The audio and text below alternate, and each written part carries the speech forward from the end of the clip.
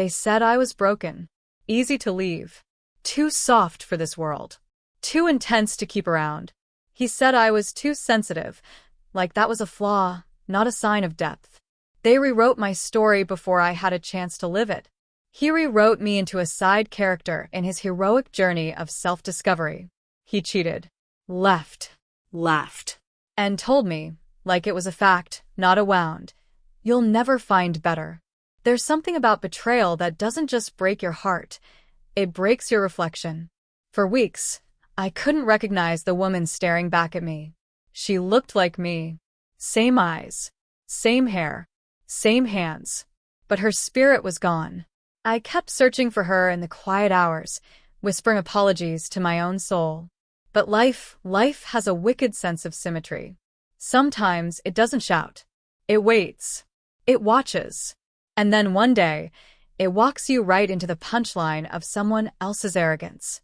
Let me tell you a story, not because I need to be heard, but because someone else needs to know they aren't alone in their silence.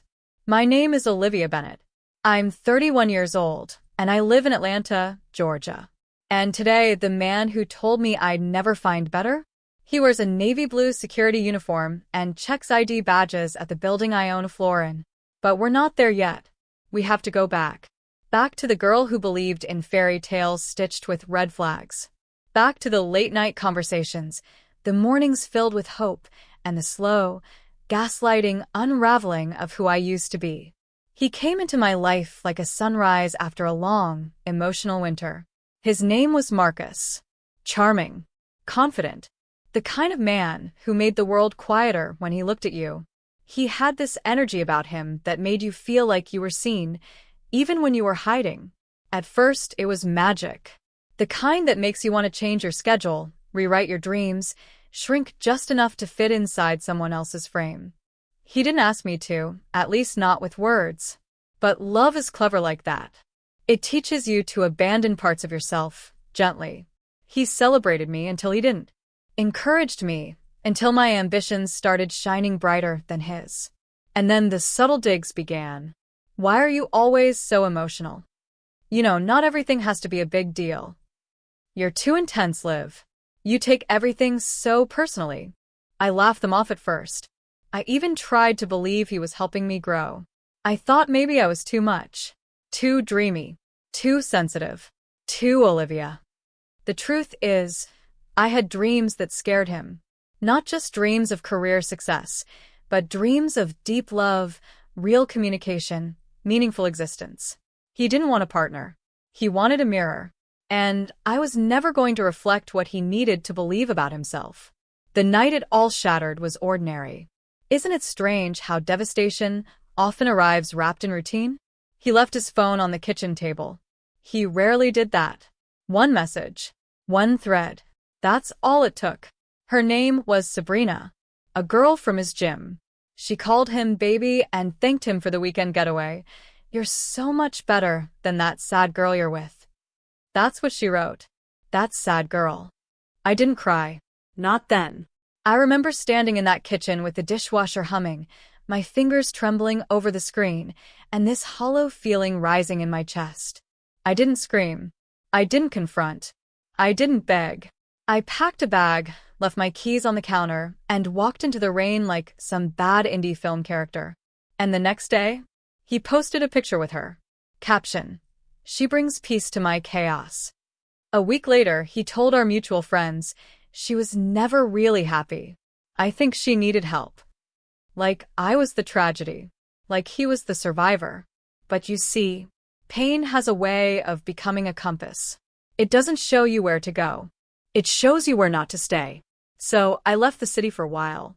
Deleted social media. Cut the ties. Sat in silence. And let the grief do its work. I was done proving. Done performing. I just wanted to remember who I was before he decided I wasn't enough. I didn't plan revenge. I didn't hope for karma. Honestly, I thought he'd forget me. And maybe that was the worst part, thinking I'd be erased. But the universe has a long memory. And sometimes it draws perfect circles. Today, I walk through glass doors with my head high and my company ID clipped to my chest. And every morning, the The man who once said I'd never find better stands at the security desk, swipes me in, says, "Good morning, Miss Bennett," and looks away quickly. I was always the responsible one, the good daughter, the promising one, the girl with the color-coded binders, the 5-year plan, the internships by sophomore year. My mother used to say, "Olivia's going places." My dad would add, "She's got a mind like a steel trap. Just don't let emotions get in the way." It wasn't a compliment. It was a warning. From an early age, my life followed a script. High school valedictorian. A college at Emory, double major in business and communications. First job by 22. Promotions by 25. A partner by 27. Marriage by 30. Kids by 32. Everything was lined up like dominoes. Until one flick, and everything collapsed. Marcus entered the picture right after I turned 27.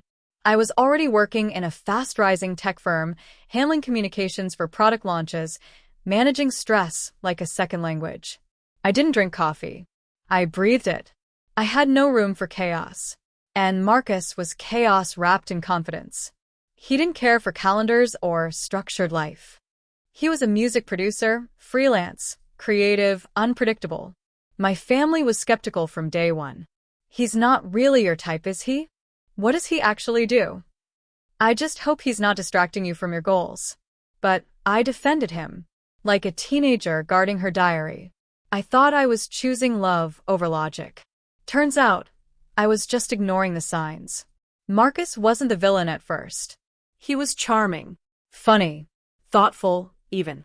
He brought me soup when I had the flu, took me on night drives when I was stressed. He told me I was brilliant, beautiful, one of a kind. But slowly, like water eroding rock, the undermining began. Not with fists, with words. "You don't have to be so serious all the time. You're always working. It's exhausting just watching you. You're not fun anymore, Liv." So I adjusted. I dimmed the brightness, pushed deadlines, skipped meetings. I called it balance. He called it growth. My friends called it changing. But my parents, they just stopped commenting. I think silence is worse than criticism. It's a kind of slow suffocation. "She's just figuring things out," my mom told an aunt during Thanksgiving. "She'll come around eventually." My father said when I missed a family event for a weekend trip Marcus planned last minute. The worst part wasn't what they said. It was what they didn't say. The side glances, the shift in tone, the shrinking expectations. I was no longer Olivia the rising star. I was Olivia, who moved in with that guy she barely knows. Olivia who started missing things. Olivia who gave up. My job began slipping. Not all at once, just enough. Late emails. Missed metrics. I started losing the fire that once made me unstoppable. And when Marcus began getting more attention, more followers, better gigs, I convinced myself this was how love works. One person rises, the other supports. But deep down, I knew I was shrinking in a relationship that should have helped me grow. The day I quit my job, no one celebrated. Not even me. Marcus said, "This could be great for you." My mom said, "So, what's the plan now?" My dad didn't say anything. And my friends? They slowly disappeared. The world didn't collapse. It just forgot I existed. I became invisible. A shadow of who I once was. Someone who stayed home to figure things out, but mostly just sat staring at walls, trying to convince herself this was what peace looked like. Marcus kept living. He traveled, posted, collaborated. I made sure the bills were paid. Grocery lists were made. Emotions were managed. And when he cheated, it didn't even feel shocking. It just felt like confirmation of something I had known for a long time. I had traded my voice for temporary affection, my vision for someone else's dream, my worth for breadcrumbs of validation. After I left him, no one rushed to support me. No welcome home banners. No friends showing up with wine and soft music. People treated it like old news. I thought they broke up months ago. She'll bounce back. She always does. You know Olivia, she always lands on her feet. Only this time I didn't want to land. I wanted to disappear. So I did. I moved out of the city, deleted every app, went off-grid. I slept a lot, wrote in journals, walked through unfamiliar streets, ate whatever I wanted without guilt, talked to no one unless I had to. I stopped trying to impress people who only loved the performance version of me. I started over. But no one noticed. No one called to ask how I was healing. No one emailed to ask where I'd gone. I wasn't a cautionary tale. I wasn't an inspiration. I was forgettable. And for the first time in my life, I had to ask myself, if no one is watching, who am I? The world didn't give me a second chance. I had to carve it out myself. Quietly. Slowly. From scratch. After months in isolation, I found a one-bedroom apartment in a quieter part of Atlanta. It wasn't anything fancy, bare walls, secondhand furniture, creaky floors. But it had morning light. And peace. I had no clear plan. No ambition burning inside me like it used to. Just a question I ask myself every morning. What feels kind today? Not productive. Not impressive. Just kind. It started with a flyer, taped to the bulletin board at the corner store. It read, "Volunteers needed, basic tech help for seniors. No experience required. Just patience." I stood there reading it for too long, not because I was excited, but because it didn't scare me. For the first time, I didn't feel the pressure to be good enough. Just present. So I showed up. It was in the basement of a local community center. Fluorescent lights, old desks, outdated PCs that hummed like they had asthma. My first session? Total chaos. Mrs. Daniels kept double-clicking everything like it was a nuclear launch. Mr. Patel refused to stop using Internet Explorer. And one sweet old man named Walter asked me what the Google was. It was frustrating, but also strangely grounding. One moment stuck with me. Her name was Clara, 72 years old. Hard of hearing, deep laugh lines that told better stories than words ever could. She looked at the laptop like it was an alien life form. "This machine hates me," she muttered under her breath. I smiled. "No, it doesn't. It's just scared of your confidence." She chuckled. "It should be." We sat together for over an hour. I taught her how to open Zoom, how to find her emails, how to type without staring at the keyboard. And then it happened. She got an email from her daughter. It had photos of her newborn grandson. Clara hadn't seen him yet. He was born during the pandemic. When the pictures loaded, she gasped. "You brought my baby into my living room." Her voice trembled. Her eyes filled with tears. She touched the screen like it was holy. And in that moment, I realized this wasn't just about teaching tech. This was about giving people back their connections, their voices, their lives. It didn't make headlines, but it mattered. So I kept going back. I started helping organize the sessions, created simple how-to guides with large fonts, brought in muffins on Saturdays, added a second shift for people who worked late. I didn't talk much about my past. People knew me as Liv, the soft-spoken volunteer who always carried hand sanitizer and made everyone feel like they weren't stupid for asking how to copy-paste. Weeks turned into months. And without realizing it, I was building something. A little idea began to take shape. What if we created a platform that made digital tools feel welcoming for seniors? No jargon. No tiny fonts. No condescension. Just clarity, kindness, and community. I didn't have investors. I had sticky notes. I had notebooks filled with late-night ideas. I had the stories of people like Clara, Walter, and Mr. Patel echoing in my head. So I built a prototype, a simple web app called BridgeBright. It guided seniors step-by-step through email, video calls, photo sharing, and even safe online banking. Each feature came with audio instructions, large buttons, and friendly pop-ups like, "Hey there, you're doing great. Almost there. Don't give up now. Need a break?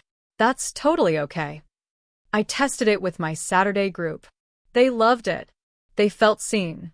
One of them told me, "You didn't just teach us technology. You gave us dignity." I wasn't trying to change the world anymore. I was trying to make it softer for the people no one thought to include. That was enough for me. Or so I thought. Bridgebright grew quietly at first. I wasn't some overnight success story. There were no viral tweets, no startup competitions, just long hours, careful listening, and a spreadsheet that became my best friend. But the numbers started speaking.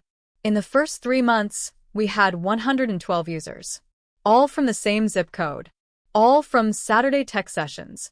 By month 6, we were onboarding over 1,200 seniors a month across 3 cities. By month 9, our email open rate was over 78%. That's higher than some Fortune 500 companies. People didn't just sign up. They stayed. They told their friends. They wrote us letters. Handwritten letters. My granddaughter finally heard me say, "I love you" on a video call. I ordered groceries online all by myself. Thank you for making me feel human again. We partnered with libraries, senior centers, even small banks that wanted their elderly clients to feel safe online. I trained volunteers, built a resource hub, launched a hotline where seniors could speak to a real person, no bots, no menus. Bridgebright became more than an app. It became a movement, a whisper that started echoing louder than I ever imagined. But at home, silence. My parents still didn't ask what I was working on. My mom occasionally sent passive links to corporate job listings, just in case you want something more stable. My dad once said, "Teaching old folks to click buttons? Real noble work." He chuckled after. I didn't. Family dinners felt like polite interrogations. "So, still doing that tech support thing? Do you get paid for that? Is it sustainable?" I wanted to scream, to pull out the numbers, the testimonials, the impact. But I didn't, because I had nothing to prove. And yet deep down, I still wanted to be seen. Friends weren't much better. The ones who once bragged about my LinkedIn milestones now avoided the topic entirely. They were busy getting promoted, getting married, buying homes. I was busy teaching a woman how to FaceTime her grandson. To them, I was a free spirit, a dropout from the real world, someone who chose her own path, which was just code for "we don't understand her anymore." I heard things like, "Lev's just doing her thing, you know? She always did beat to her own drum." I admire it. I could never do that. They said it like it was bravery, but it felt like distance. And still I kept going. I focused on the work, on the faces lighting up when they learned something new, on the letters, the laughter, the quiet gratitude. I wasn't chasing applause anymore. I was building something lasting. And yet, every now and then, I'd refresh my inbox, wondering if someone from my past would ask, "How are you really? What are you building? Can I help?" But the messages never came. I learned how to celebrate in solitude. A big grant came in from a health tech nonprofit. We used it to build a multilingual version of Bridgebright. We hired our first full-time team member, a retired educator named June, who made everyone feel like family. We crossed 50,000 users. I cried alone in my car the day that happened. Not from joy, from relief. Maybe I wasn't invisible after all. But the world still didn't clap. And that was okay. Because something inside me had shifted. I no longer needed the approval I used to beg for. I didn't need Marcus to regret losing me. Didn't need my parents to finally say we're proud. I just needed to keep going. Quietly. Steadily. On purpose. Because sometimes, impact speaks loudest in silence. I never expected him to walk through those glass doors. It was a regular Tuesday. Chilly outside. Early fall. I had my coffee in one hand, my tablet in the other, and I was reviewing outreach reports in the lobby of a new partner organization downtown, an insurance firm that wanted to offer Bridgebright as a wellness perk for its older clients. They asked me to come in and give a short presentation to their regional staff. Nothing fancy. Just a demo, a story, a handshake. I'd done it 100 times before. I didn't know he worked there. And I certainly didn't know he worked security. He walked past the metal detector first. And I nearly dropped my tablet. Marcus. The man who once told me I'd never make it without him. The man who laughed when I said I wanted to build something that helped people instead of chasing titles. The man who walked out after 4 years, leaving a note on the counter that read, You're too much heart and not enough ambition. And now here he was, in a pale blue uniform, scanning badges, checking bags. He didn't see me at first, but I saw everything. The slump in his shoulders, the way he avoided eye contact, the way his name tag was slightly crooked. I could have walked past him without saying a word, could have let the universe deliver its quiet justice. But life has a sense of humor. Because 10 minutes later, I was standing in front of 50 of his coworkers, corporate leaders, customer service heads, wellness officers, and sharing the story of how Bridgebright was born. I didn't name names, didn't talk about betrayal or heartbreak. I talked about Clara, about Walter, about the power of feeling seen. I showed the numbers, the faces, the changes, talked about our mission, our model, our next phase. And when I finished, the room clapped. Not out of politeness, but from a place of recognition. Even Marcus, now standing by the back wall, clapped. Slow, hesitant, but he clapped. The real twist came later. After the presentation, a woman approached me, tall, sharp-eyed, wearing a red blazer. You're Olivia, right? I had to say, thank you. I nodded, unsure. Of course. What for? She pulled out her phone, showed me a photo of an older woman grinning on a video call. That's my mom. She hadn't seen her sister in over a decade. They live states apart. But your app, Bridgebright, had helped her get on Zoom. They talk every Sunday now. I felt the tears well up before I could stop them. She says it makes her feel alive again, like she matters. So thank you. You have no idea what you've done.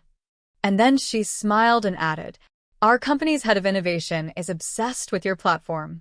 She wants to explore a partnership. And she doesn't even cry during Pixar movies, so this is big. We laughed. We hugged. We exchanged cards. Marcus stood nearby, frozen, Pale. like someone who had just seen a ghost, and realized the ghost was thriving. He walked up to me slowly, eyes flickering with disbelief. Olivia, he asked, is that your app? I held his gaze. It is. He blinked hard. You're the founder? I nodded. Yes. Silence. He looked like he'd been punched in the gut, but gently, like reality had finally caught up to his arrogance. I didn't know, he stammered. I didn't know you were doing all this. I thought you just dropped out. Gave up. I exhaled. Not bitter. Not smug. I didn't give up, Marcus. I just stopped trying to be who you needed me to be. More silence. It's amazing what you've built. Honestly. I thanked him. Kindly. Calmly. And turned to leave. He called after me. Do you think we could grab coffee sometime? I smiled over my shoulder. I think we already had our moment. And I walked away. Not because I wanted to prove a point. Not because I needed revenge. But because the truth had walked in by itself. Uninvited. Unapologetic. And refused to stay quiet. Something shifted after that day. Not dramatically. Not all at once. But like the first crack of sunlight through tightly shut blinds. Quiet. Soft. Warm. My mom called that weekend. Unusual in itself. She usually just texted. Her voice was hesitant. Liv, I read something about Bridgebright in a community newsletter. You didn't tell us it was that big. I smiled gently. Phone pressed to my cheek. You never ask. A long pause. Then she said something I hadn't heard since childhood. I'm proud of you. I didn't cry. I didn't say, finally. I just whispered back. Thanks, Mom. Because some things don't need to be dissected. They just need to be received. My brother sent me a meme one night, something dumb and sarcastic about startups. But it came with a note. I still don't totally get what you do, but I see it's helping people. That's more than most can say. For him, that was an essay. And it meant the world. One morning, I walked into our office, modest, sunlit, full of mismatched chairs and beautiful noise, and saw a note on my desk. A card. From June, our retired educator turned head of community engagement. Inside, her handwriting trembled with feeling. Thank you for giving me a second career and a second family. You changed my life, Olivia. I sat there for a long time, just holding the card, not reading it again, just feeling it. I didn't scan it, didn't frame it. I just kept it, like a quiet metal pin to my soul. We hosted a Bridge Bright celebration shortly after our 100,000 user milestone. There were cupcakes and speeches. A slideshow of faces from across the country. One man in a veteran's home raised a toast via webcam. A woman in Hawaii sang a lullaby in her native language. She'd reconnected with her niece using our video tutorials. It was beautiful. Raw. Messy. Human. No investors. No buzzwords. Just people reaching people. After the party, I stood alone for a minute by the window. City lights blinking like distant stars. And I realized something. I wasn't chasing anything anymore. Not approval. Not recognition. Not even forgiveness. Just meaning. I wasn't bitter toward Marcus. Not anymore. He was right in his own way. I was too much heart. But maybe the world needed more of that. I no longer refreshed my inbox hoping for validation. No longer rehearsed elevator pitches in case I ran into someone from before. Because I wasn't living in before anymore. I had stepped fully into now. People sometimes ask how I stayed so calm, so composed, when everything came full circle. Here's the truth. I didn't need the world to apologize. I just needed to stop apologizing to myself. And that's when peace came. Not as fireworks, but as still water. Not loud, but lasting. It wasn't pride. It was peace. I didn't print the letter. I just kept it. If you've ever felt invisible, if you've ever walked into a room and wondered if anyone saw you, not just your failure or absence, this story was for you. If someone ever told you that you were too soft, too emotional, too different to make anything meaningful, let this be your quiet reminder. You don't have to shout to be heard. You don't need the applause to know it matters. Sometimes the most powerful victories come wrapped in silence. I didn't build Bridge Bright to prove anyone wrong. I built it because someone's grandma couldn't remember how to open a browser tab and no one had the patience to sit with her. I built it because I knew what it felt like to sit alone with all the right intentions and no place to put them. And I built it because I was tired of asking permission to care. You don't have to fix the whole world. But if you can find a crack in the dark and shine a bit of light, that's enough. More than enough. So, wherever you're watching this from, your apartment in New York, a quiet dorm room in Kansas, your car during your lunch break in Texas, a coffee shop in Seattle or a porch in Alabama, I see you. You matter. Your heart is not too much. Your softness is not a flaw.